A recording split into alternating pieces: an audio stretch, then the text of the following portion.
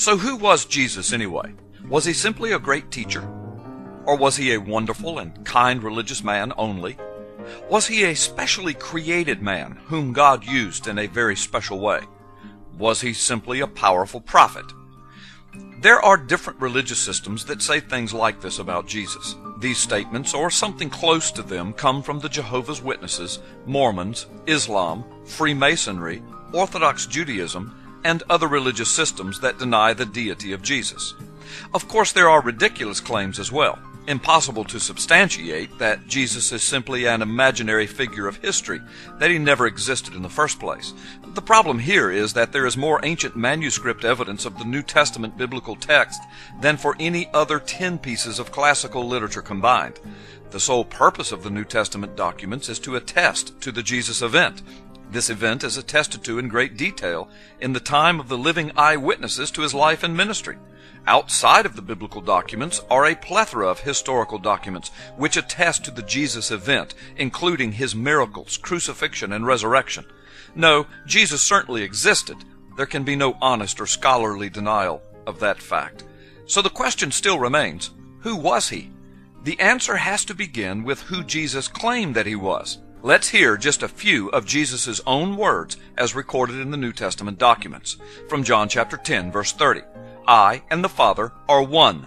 The Jews then took up stones again to stone him. Jesus answered them, I showed you many good works from the Father. For which of them are you stoning me? The Jews answered him, For a good work we do not stone you, but for blasphemy, and because you, being a man, make yourself out to be God. And from John chapter 14, verse 6, Jesus said to him, I am the way, the truth, and the life. No one comes to the Father but through me. If you had known me, you would have known my Father also. From now on you know him, and you have seen him. Philip said to him, Lord, show us the Father, and it is enough for us. Jesus said to him, Have I been so long with you, and yet you have not come to know me, Philip? He who has seen me has seen the Father. How do you say then, Show us the Father? And from John 11, verse 25, And Jesus said to her, I am the resurrection and the life. He who believes in me shall live, even if he dies. And everyone who lives and believes in me shall never die. Do you believe this? And then listen to these amazing prophecies from the books of Isaiah, Zechariah, and Malachi, written hundreds of years before the Christ event, about God in the flesh and his visit to earth. From Isaiah chapter 7, verse 14, Therefore the Lord himself will give you a sign. The virgin or the young unmarried woman will be with child and will give birth to a son, and will call him Emmanuel, which is the Hebrew for God with us.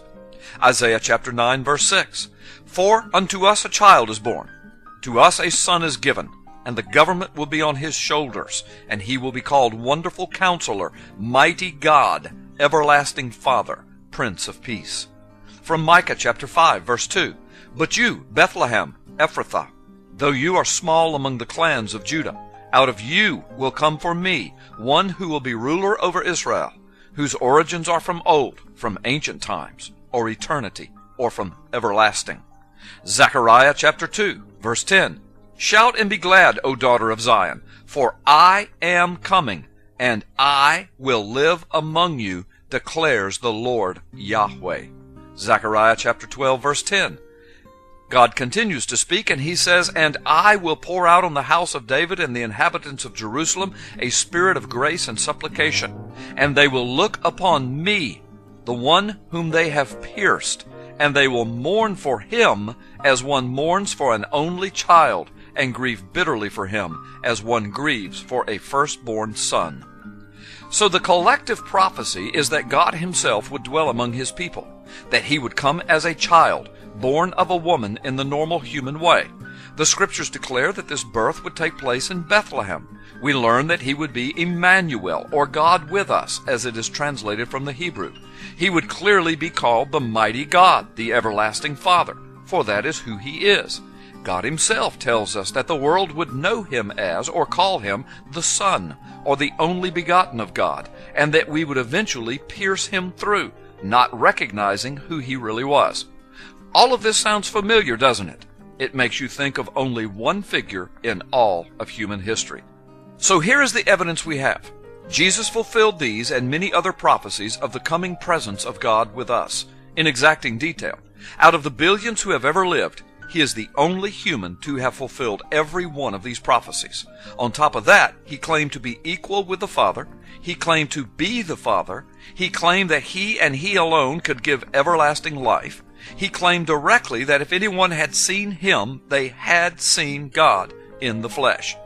The prophecies and the claims are undeniable, indisputable. The question is, what do we do with these claims?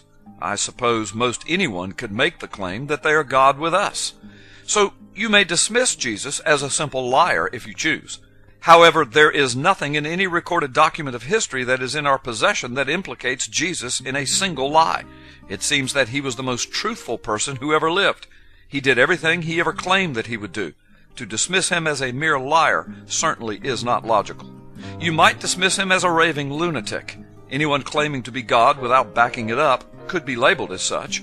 But how do we account for the miracles that only God could do that were done by Jesus?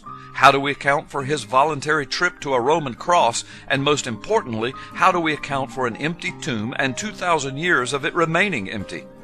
Jesus did all he said he would do, including dying on a cross and rising from the dead. How many lunatics do you know who have ever pulled off anything like this? None, of course. No, he cannot be simply dismissed as a lunatic. There really is only one option left. That is, he was who he said he was.